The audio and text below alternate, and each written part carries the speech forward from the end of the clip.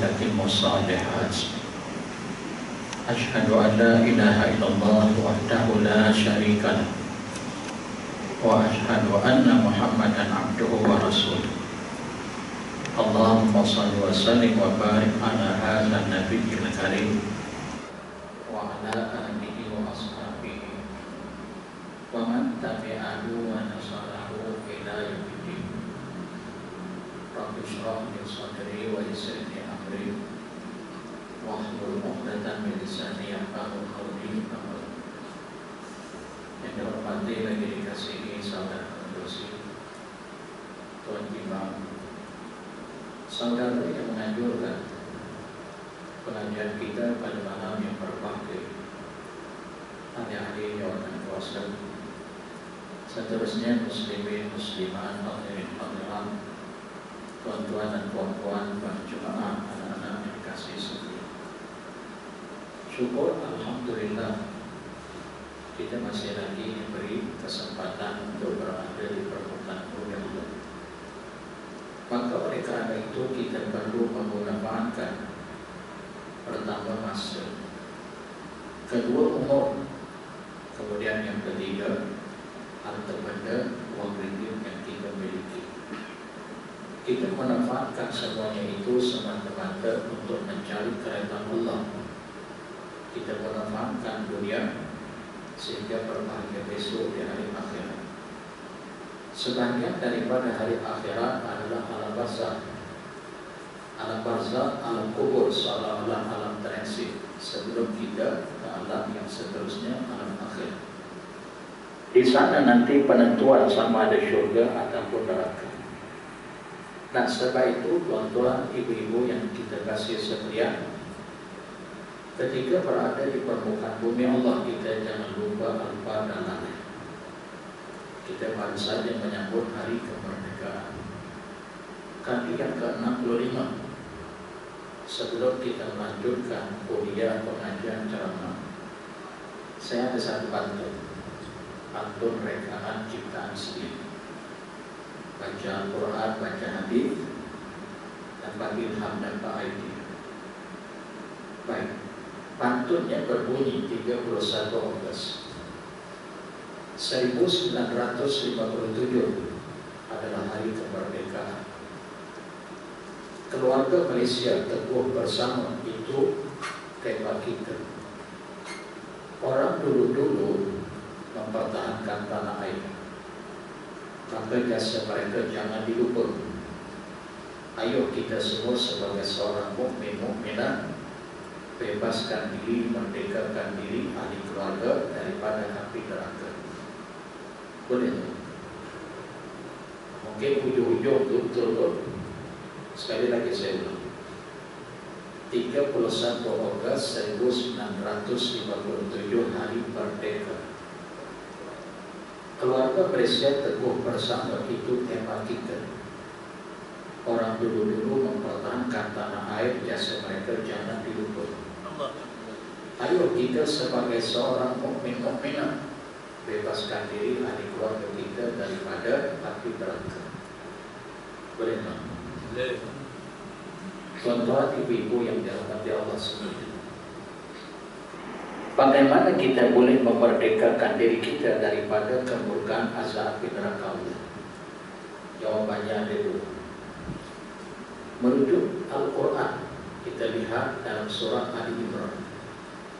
Ada dua perkara ini perlu kita pelihara, kita jaga dengan sebaik mungkin. Dalam surah Ali Imran juzuk yang keempat ayat 112, Allah berfirman, A'udzubillahi minasyaitonir rajim, turibat alaihimud dhillatu aynama tuqifu illa bihaqqin minallahi wa haqqin minan nas ila akhir ayat. Terjemahan daripada ayat tersebut, ditimpa kehinaan di mana jua kamu berada, melainkan orang yang membuat hubungan dengan Allah, orang yang membuat hubungan sesama manusia. Artinya dua perkara ini kita kena jaga dengan sebaik mungkin. Pertama, haqqun minallah, kedua haqqun minan nas. Bila kita pelihara dua perkara ini dengan sebaik mungkin, kita tunaikan kewajiban tanggungjawab dengan sebaik mungkin, maka secara tidak langsung kita telah memerdekakan, membebaskan diri kita daripada azab api neraka Allah. Nah, bagaimana perkara itu boleh berlaku? Pertama, kewajiban dengan Allah. Mau tak mau, di mana pun bumi kita berada, kita jangan putuskan hubungan dengan Allah. Sebab itu ayat itu berbunyi hablum minallah. Hablum itu tali, ya, tali daripada Allah. Ibarat kata di mana pun penjuru permukaan bumi ini kamu berada, kamu jangan lupa, kamu jangan lalai apa kamu. Nah, sebab itu dalam surah Al-Fatihah, surah yang pertama daripada Al-Quran, kan Quran ada 114 surah, ada 30 juz, 6.236 ayat. Surah yang pertama Al-Fatihah, dan dia menjadi salah satu rukun qauli dalam salat. Pada ayat yang kelima kan kita menyebut iyyaka na'budu wa iyyaka nasta'in, menjadi salah satu di antara rukun qauli dalam salat. Tiap-tiap rakaat kita baca solat fardu, solat sunat bersendirian, berjemaah, satu imam ataupun makmum kita baca. Akan dikau ya Allah kami beribadah, wa iyyaka nasta'in, akan dikau ya Allah kami memohon pertolongan. Nah, siapapun diri kita, harta kita ni raja, berkedudukan, berkuasa, berpengaruh, kita berharta, kita berpangkat, berjabatan besar, siapapun diri kita, kamu mesti membuat hubungan dengan Allah. Kita tidak boleh memisahkan diri kita dengan Allah. Kita perlu kepada Allah, sedangkan Allah tidak perlu, tidak berhajat kepada kita. Nah, sebab itu di dalam ayat yang lain Allah akan berfirman, ya ayyuhan nas antumul fuqara'u ilallah wallahu wal ghaniyyul hamid. Wahai sekalian manusia, antumul fuqara'u, kamu sekalian adalah fakir. Apa maksud fakir? Orang Melayu menerjemahkan tak berharta. Fakir kesian dia itu bukan sekadar miskin, tapi fakir. Kita orang Melayu terjemahkan tak berharta, kerendahan. Walhal fuqara itu umum, tak berharta dunia, fakir. Bahkan fakir itu sangat memerlukan kepada yang lain. Antumul fuqara'u ilallah, kamu fakir kepada Allah. Siapapun diri kita, kita berhajat ke Allah. Wallahu huwal ghaniyyul hamid. Dia yang Allah al-Ghani, maha kaya ya Allah, sempurna Allah. Lagi Allah itu Al-Hamid, terpuji. Kita ni manusia, walau siapapun dirinya, dia sebenarnya fakir, dia berhajat kepada Allah pasti. Nah, kembali kepada manusia tadi, yang pertama kita nak menyelamatkan diri kita daripada kemurkaan Allah. Kita nak bebaskan diri kita daripada api neraka besok di hari akhirat, masa hidup di dunia dengan Allah. Apa yang Allah perintah kita buat, apa yang dicegah kita tinggal. Yang Allah perintah ni dua, satu wajib, satu sunnah. Yang wajib ni no choice, kamu tak ada pilihan. Yang wajib ni kita mesti buat, mau tak mau kita kena buat, tanpa bertanya-tanya mengapa dan kenapa. Contohnya boleh tanya apa rahsia, apa hikmah. Contohnya apa pasal ya Allah perintahkan sehari semalam solat 5 waktu, hukumnya wajib. Pasal bulan Ramadan 29 30 hari kita berpuasa setiap hari berturut-turut. Tak boleh ketiga hari sudah. Tak boleh kesembahyang itu macam syariat Nabi Ibrahim yang terdahulu, 2 rakaat, 1 salat waktu siang, 2 rakaat, 1 salat pada waktu petang menjelang pada waktu malam. Cukuplah. Ini sampai 5 kali, 5 waktu. Allahu Akbar. Kita tidak boleh bertanya mengapa dan kenapa, tapi boleh mengkaji apa hikmah, apa rahsia. Kerana sikap karakter seorang mukmin mukminah, sami'na wa ta'na, kami dengar, wa ata'na, kami mentaati. Allah Maha Pencipta, Allah yang menjadikan kita, Dia tahu apa kemampuan kita. Allah tahu apa kebaikan bagi manusia, apa kemudaratan. Sebab itu Allah buat hukum hakam peraturan pasal. Dia sang pencipta, Dia buat bagian-bagian yang hukumnya wajib. Allah tahu manusia mesti boleh buat, mampu buat, tak ada alasan. Kemudian yang sunnah juga hakikatnya perintah Allah, cuma berbeza dengan wajib. Kalau wajib no choice, mau tak mau kita kena buat. Kalau kita tak buat, iqam, ada pembalasan, ada hukuman. Tapi yang sunnah ada pilihan. Walaupun sedemikian ada pilihan, sikap seorang mukmin mukminah, dia tak berkira-kira dengan amalan sunnah. Maksudnya tak dapat banyak, la yutraku ba'du, jangan tinggal sebagian daripada. Contohnya Nabi sholat malam qiyamul lail tahajud 11 rakaat. Kita mungkin tak mampu pun, tapi paling kurang 2 rakaat satu salat akan kita buat. Nabi setiap bulan berpuasa pada hari Isnin Khamis.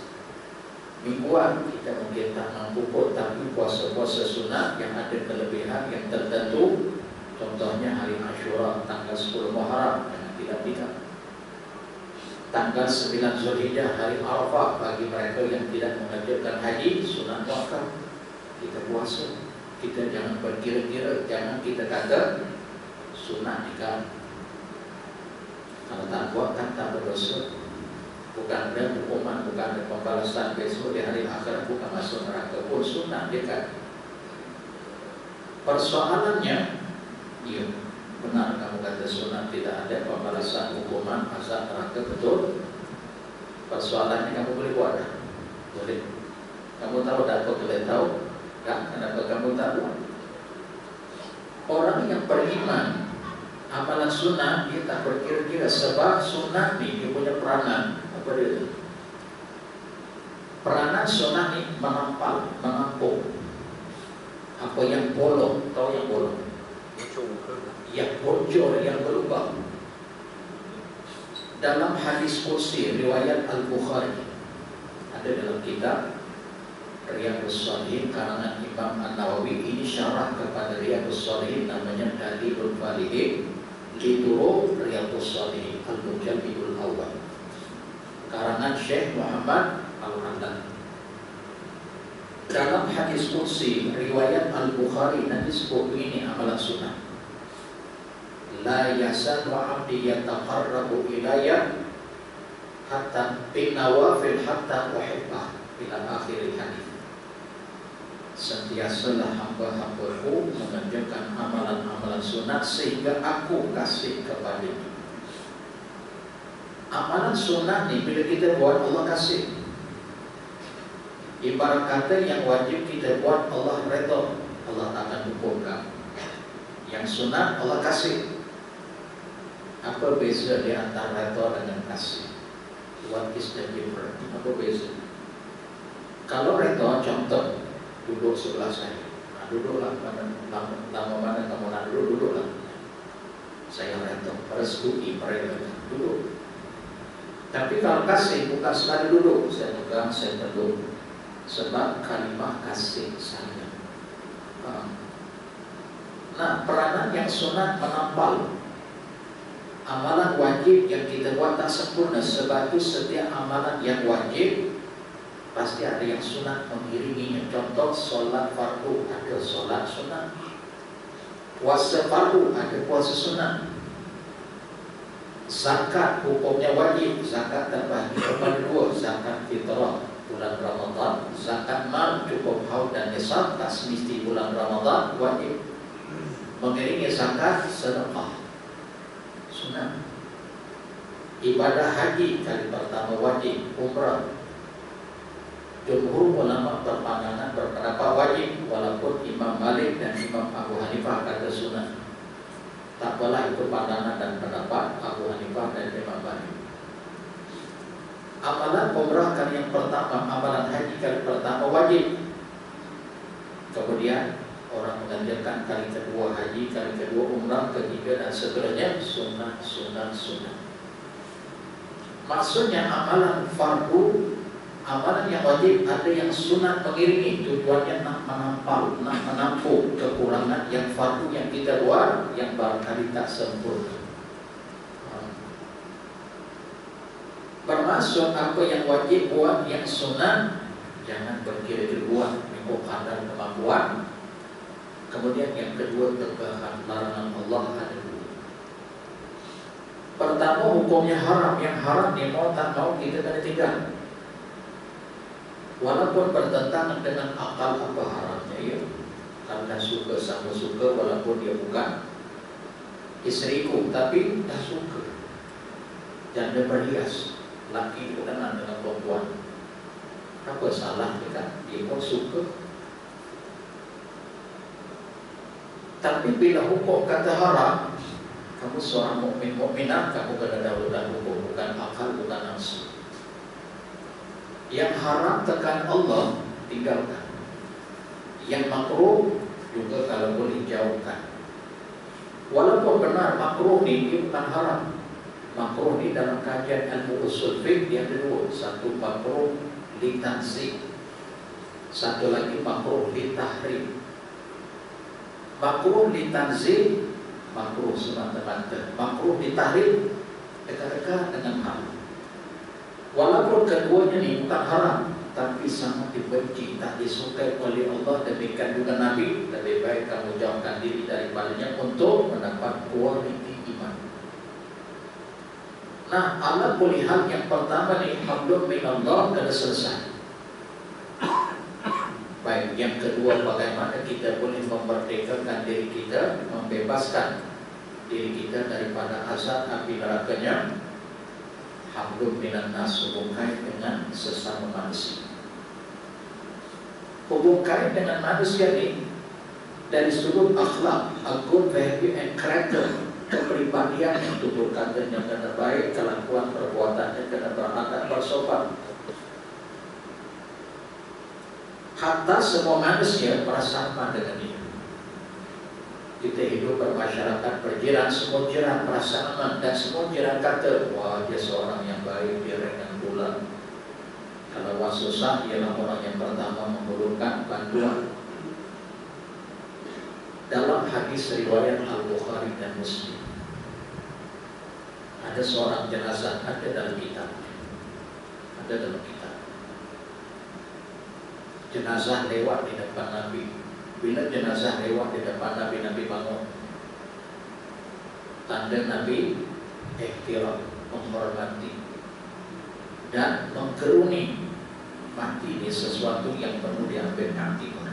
Tak kira lah dia orang baik, dia orang jahat. Bila mati ini, wah, perlu diambil iktibar. Jenazah lewat depan Nabi, Nabi bangun. Dua orang sahabat Nabi yang berdekatan berhati Nabi menanya di antara satu sama lain, kamu kenal tak siapa yang lewat? Jenazah ini kamu kenal tak? Oh, kata dia, sahabat ini kenal, apa pula tak kenal, dia nak tetangga. Bagaimana keadaan dia? Oh, dia seorang yang saleh. Nabi yang dengar, dua orang sahabat hanya menanya dan menjawab, dia seorang yang baik, dia seorang yang saleh. Pasal dia jiran saya tahu. Maka Nabi gunakan satu kalimat, tapi Nabi ulang 3 kali. Wajaban, wajaban, wajaban. Terjemahan dalam bahasa Melayu kita, wajib, pasti. Waktu yang berlainan lewat lagi satu jenazah, bangun lagi Nabi. Berdekatan Nabi, dua sahabat ditanya menanya, kamu kenal tak siapa yang lewat? Dia kenal, dia jiran saya. Bagaimana keadaan dia? Su'ul khuluq. Dia seorang yang buruk perangai, jahat. Pasal dia jiran saya tahu. Nabi yang mendengar ni, Nabi jawab perkara yang sama. Wajaban. Perkataan yang sama seperti jenazah yang baik yang terdahulu. Lalu para sahabat ditanyakan, kemarin sahabat jenazah yang baik Nabi jawab wajabat, yakni jenazah yang jahat, ahli maksiat. Nabi sebut perkataan yang sama. Para sahabat tanyakan Nabi, apa Nabi jawab? Jenazah yang baik, aku kata wajabat, wajib dia syurga. Jenazah yang kedua yang lewat jahat, aku kata wajabat, wajib dia neraka. Nah, lantaran itu Nabi sebut dalam hadis kesinambungan, antum syuhadaullah fil ardh, kamu sekalian adalah saksi-saksi Allah di dunia. Kalau seseorang itu baik, pasti kita kata dia baik. Kalau seseorang itu jahat, pasti kita kata dia jahat. Betul. Ya, kita buat baik bukan kerana manusia, kita buat baik pasti kerana Allah. Tapi oleh kerana dia baik, maka pasti orang kata baik. Maka bila baik kelakuan, kepribadian, tutur kata, perbuatannya, maka dia dapat membebaskan dirinya daripada azab api neraka. Nah, setelah itu dalam hadis yang lain riwayat Imam At-Tirmizi juga ada dalam kitab, Mu'adz bin Jabal radhiyallahu anhu, seorang sahabat Al-Ansari pribumi Madinah daripada kabilah Khazraj. Ketika Nabi utus Mu'adz bin Jabal ke Yaman untuk menjadi pendakwah di Yaman, kerana di Yaman ini banyak orang menyembah patung, berhala, matahari, bulan, api, Nabi utus sahabat untuk menjadi pendakwah, menyeru manusia ke arah agama yang benar, mengesahkan Allah. Nabi pesan 3 perkara. Apa yang Nabi pesan? Pertama, kata di Nabi, ittaqillaha haitsu ma kunta, bertakwalah kamu kepada Allah di mana jua bumi kamu berada. Yang kedua, wattabi'is sayyi'ata al-hasanata tamhuha, ilmi kejahatan yang telah kamu lakukan dengan kebaikan-kebaikan, kerana kebaikan itu boleh mengkifaratkan dosa kamu. Ini bukan bermaksud anjuran Nabi suruh buat jahat, bukan. Tapi Nabi tahu kan, selain daripada title Nabi dan Rasul, walaupun kita dicermat tutur kata, kelakuan, perbuatan, ia tidak terlepas daripada kesalahan dan kesilapan. Nah, sebab itu yang kedua tadi, ilmi kejahatan yang telah kamu lakukan dengan kebaikan, kerana kebaikan boleh mengkifaratkan dosa kamu. Kemudian yang ketiga apa Nabi bisa? Wa khaliqin nasa bi khuluqin hasanin, berakhlaklah kamu dengan akhlak yang baik kepada sesama manusia. Bukan saja seagama dan seakidah kita kena baik, bahkan yang tidak seagama dengan kita pun diperintahkan buat baik. Kita jangan menganggap jiran saya ini non-muslim, kalau saya bohong dia, saya tipu dia, saya menganiaya dia, tak akan berdosa pun. Kalau seagama, seakidah, saya bohong dia, saya tipu dia, saya zalimi dia, betul lah saya berdosa. Tapi jiran sebelah saya ini bukan seagama, seakidah, boleh pun? Jawabannya tak boleh. Kerana Islam, bila sebut Islam, tasbih, mensejahterakan. Islam menyelamatkan dirinya kalau dia beramal dengan tutur Islam dan mensejahterakan orang Islam yang lain. Nah, setelah itu Nabi diputus oleh Allah di permukaan bumi ini. Surah Al-Anbiya juzuk yang ke-17 ayat 107, wa ma arsalnaka illa rahmatan lil alamin, tidak kami utus akan dikau hai Muhammad melainkan membawa rahmat kepada seluruh alam. Seagama, seakidah pun ditegah berbuat jahat, walaupun dia bukan seagama dan seakidah. Dia non-muslim, terpulang pada keyakinan, kepercayaan dia, tapi kamu Islam dengan dia, kamu kena tunjukkan akhlak pribadi yang baik. Depan India, belakang Cina, belah kanan Cina, belah kiri Buddha, belah belakang tahap agama. Kita tunjukkan kepribadian kita yang baik, tutur kata, akhlak, perbuatan, beradab, bersopan. Begitu juga kita dengan istri kita, dengan anak-anak. Bukan saja kita pelihara diri kita ni, bahkan kalau boleh ahli keluarga di bawah tanggung jawab, di bawah kewajiban kita, tanggungan kita. Kita dah tunjukkan akhlak yang baik, bahkan pelihara diri kita dan ahli keluarga daripada api neraka Allah, sesuai dengan firman Allah Ta'ala surah At-Tahrim juzuk yang ke-28 ayat yang ke-6. Allah akan berfirman, ya ayyuhallazina amanu qu anfusakum wa ahlikum nara wa quduhan nas wal hijarah 'alaiha malaikatun ghilasun syidad la ya'sunallaha ma amarahum wa yaf'aluna ma yu'marun. Yang bermaksud, wahai orang-orang yang beriman, pelihara diri-diri kamu, pelihara ahli keluarga kamu daripada api neraka Allah. Pertama, Allah menyeru akan orang-orang yang beriman, qu anfusakum, pelihara diri kamu. Kalimah qu itu fi'il amar, perintah daripada Allah. Perintah Allah ni ada dua, perintah wajib, kedua sunat. Perintah yang ni para ulama membahas dari sudut lughawiyah, perintah wajib. Pelihara olehmu, kata dia Allah. Allah memerintahkan yang hukumnya wajib. Pelihara olehmu akan diri-diri kamu dan ahli keluarga kamu daripada api neraka Allah. Si suami, si ayah kena peringat kepada istri, kepada anak-anaknya. Abang pergi kerja, abang tak nampak apa yang anak buat. Abang pergi kerja, abang tak nampak apa yang ayah buat. Tapi ayah, anak-anak ingat Allah Maha melihat, Maha mengetahui. Keluar daripada rumah, perempuan tutup aurat, salat yang fardu selesai di waktu jangan tinggal. Tapi si ayah, si bapa, si suami perlu menjadi contoh terlebih dahulu kepada si istri dan anak-anak. Jangan pula kita semata suruh cakap, ikut cakap abang, tapi jangan ikut pulang dengan abang. Dan sembahyang belum, abang kan belum sembahyang, jangan ikut abang tapi ikut cakap abang. Betul. Atamuruna an-nasa bil birri wa tansawna anfusakum wa antum tatluna kitab afala taqilun. Allah beri amaran keras, surah Al-Baqarah juzuk yang pertama ayat 43. Apakah kamu menyuruh orang lain melakukan kebaikan sedangkan kamu lupakan diri kamu? Ayatnya umum, kita semua orang buat baik tapi kita tahu.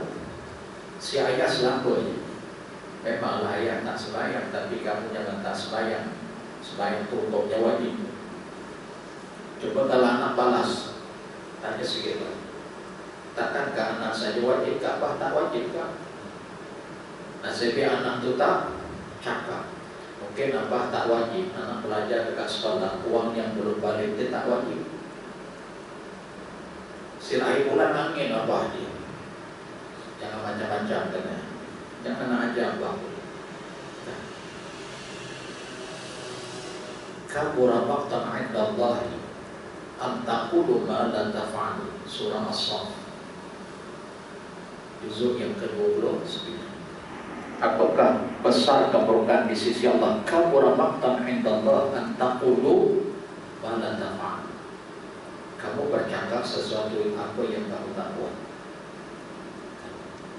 Bermaksud si ayah kena buat dulu, suruh anak-anak, suruh istrinya di bawah tanggung jawab, sama-sama jaga apa yang Allah perintah buat, apa yang tidak tinggalkan.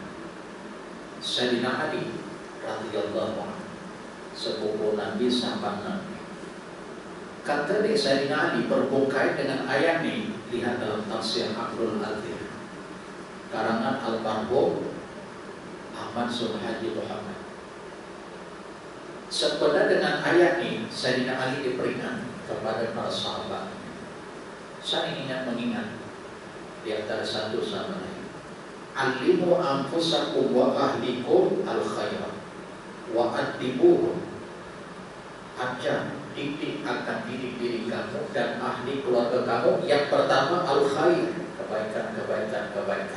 Itu kena mendidik, mentarbiyah, membiasakan diri kita ini dengan baik, hatta thinking, berpikir yang positif.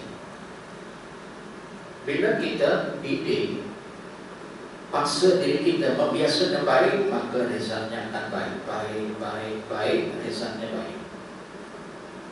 Sebaliknya, kalau kita thinking, berfikir sesuatu yang buruk, negatif, kita biasa dengan perbuatan yang buruk, maka resultnya akan buruk.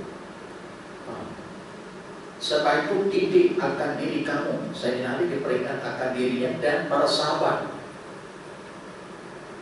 Didik, ajar akan diri kamu, wa ahlikum, demikian dua ahli keluarga kamu, al khairah, kebaikan, wa antibuhu, dan ada. Dua perkara yang ada persamaan, ada kelainan. Pertama, biasakan dengan kebaikan. Kemudian yang kedua, ajar dengan adab. Islam dipenuh dengan adab. Nak makan ada adab, nak berpakaian ada adab, kita nak keluar daripada rumah bertemu dengan sahabat, ziarah muasakir, hantar jenazah ke kuburan, semua ada adab. Masuk masjid, keluar masjid, mendengar kuliah, semua ada adab. Masya Allah. Ajar tentang adab Islam. Sebab itu Salman Al-Farisi, dia bukan orang Arab, dia orang Parsi. Ketika dia masuk Islam, bila sahabat tanya, apa keanehan kamu? Bila kamu masuk Islam, tidakkah di negara kamu Parsi satu puasa Islam? Apa yang menjadi penyebab keanehan kamu masuk Islam? Apa dia jawab? Islam ini satu peraturan yang komplit, yang komprehensif. Kalau istilah yang sulit, komprehensif, pospati atau pospati. Kalau kendaraan kita accident, diambil yang pospati, komprehensif, diberi kabur. Tapi kalau sekadar nak lepas rotek, terpati, tak kabur. Apa yang menjadi keanehan kamu masuk Islam? Apa dia jawab? Salman Al-Farisi jawab, walaupun orang Parsi, ketika itu Parsi dianggap kuasa besar dunia. Rom dan Parsi pertama tuh konon-konon. Tapi aku tetap masuk Islam. Keanehanku Islam ini sehalus perkara, sebesar-besar perkara ada di cerita. Kata nak masuk ke dalam tandas, nak membuang air kecil dan air besar, ada doa, ada adab yang diajar, yang tak diajar dalam agama Parsi. Sehalus-halus, sekecil-kecil perkara diajar. Begitu juga sebesar-besar perkara dalam Islam semua ada. Dalam agama Parsi tak diajar sedemikian. Nak masuk tandas, menyengit, mengirim belah kiri, baca doa, Allahumma inni a'udzu bika minal khubuthi wal khaba'is. Ketika melepas, mendiamkan diri. Tak boleh cakap, tak boleh berkhayal, tak boleh buangan. Keluar, kaki kanan, ghufranak, semoga Allah mengampunkan dosa. Termasuk sehalus-halus dan sebesar-besar semua ada diceritakan dari nak makan. Anak-anak makan, bila nak makan, abahkan ketemu. Lain kali kalau makan dengan uang dua-dua, jangan ambil dulu makan, biar uang yang lebih berumur. Walaupun kita dah selapar, jangan ambil dulu, biar uang ambil dulu. Kemudian bila ambil makanan dengan tangan kanan, ambil makanan yang paling dekat. Kalau dekat dengan kamu sampai belajar yang jauh, yang boleh ambil satu belajar dulu. Sebab jangan duduk dekat makanan sampai belajar. Mana tahu pasal hidangan itu datang kemudian dan duduk tiba-tiba talam tu terima alamat sampai belajar kocopi. Ayam boleh jauh. Bila makan, tangan kanan ambil makan paling dekat, kul bismillah, baca bismillah. Fa'inal barakata tanzil minal wasam. Kul fasimah, kul makan dengan biyaminik, tangan kanan baca bismillah, ambil makanan yang paling dekat, makan perlahan-lahan. Ambil makanan perlahan-lahan. Jangan kumpul, jangan telojok. Tengok ayah ini ajar. Ini bukan di rumah aja nak, nanti makan di mana-mana, ya, ke sana sampai bila-bila. Artinya Islam mendidik, mengajar, hatta kita bersedia. Katalah contoh, ini kan musim di sekolah, anak istri balik kampung, kita bersedia di rumah, telanjang bokeh. Apa masalahnya? Western problem. Bukan ada warna mengendap. Islam tetap mengajar berada tutup aurat. Walaupun hukumnya bukan haram tapi makruh. Malaikat tak pernah berpisah dengan kita, malaikat buka selalu. Kan? Jika segembira seronok dia. Hatta bersendirian pun kita berjalan di permukaan bumi Allah. Dalam surah Luqman ayat yang ke-18 juzuk yang ke-21, wala tamshi fil ardi maraha innallaha la yuhibbu kulla mukhtalin fakhur. Kamu jangan berjalan di permukaan bumi Allah dalam keadaan sombong. Tak ada mengenal jalan ya. Bagaimana sombong? Menghentak-hentakkan kaki, pakaian jubah lapuk melirik ke tanah. Zaman jahiliyah dulu, jubah ni kalau melirik ke tanah menandakan sombong, angkuh. Orang berharta uang, yang berpangkat berkedudukan, itu budaya orang Arab. Sebab itu Nabi bagi tahu memakai pakaian jangan lapuk, jangan isbal, jangan melebihi buku lari, hukumnya makruh. Sebab itu saya terperasan. Contoh kasana Dr. Zakir Naik, dia pakai seluar, pakai stocking atau buku lari. Kita tengok alamat banyak kartun pun nampak stocking. Kerana diperamal dengan hadis, betul. Hadis ni ada dua pandangan para ulama. Pandangan yang pertama menyebut memakai pakaian melebihi buku lari hukumnya haram. Kerana keumuman hadis, walaupun dia tak bersifat dengan sombong, makruh li tahrim. Pandangan yang kedua, makruh li tahrim. Katalah kita ambil makruh, kita ambil haram. Kan tadi saya dah sebut kalau boleh yang makruh ni jauhkan. Sebab itu dalam mazhab Syafi'i kalau kita solat, perhatikan baik-baik. Kita jangan melepas si buku lagi. Kita berapa minit lagi masih waktu. Dan sebab saya kurus boleh lepas. Kalau ngendur tak boleh lepas. Dia mesti 10 minit lagi. 1 minit lagi kan? 10 minit boleh. Tak payah banyak-banyak kita. Dia mesti atas buku lagi jangan boleh. Dalam mazhab Syafi'i hukumnya makruh, walaupun utama. Tapi kalau dalam hal-hal keduniaan, budaya berbeza di antara satu sama lain, Dr. Musa Al-Qardawi menyebut dalam kitab Fatwa Mu'asiyah, saya baca, pasal budaya adat berbeza kita, pakai labu, kita tak ada niat untuk sombong dan angkuh. Sebagian ulama kata makruh, ditanzim, tapi sebagian ulama tetap mengharuskan. Kerana elah yang dikatakan makruh, elah yang dikatakan haram sebab sombong.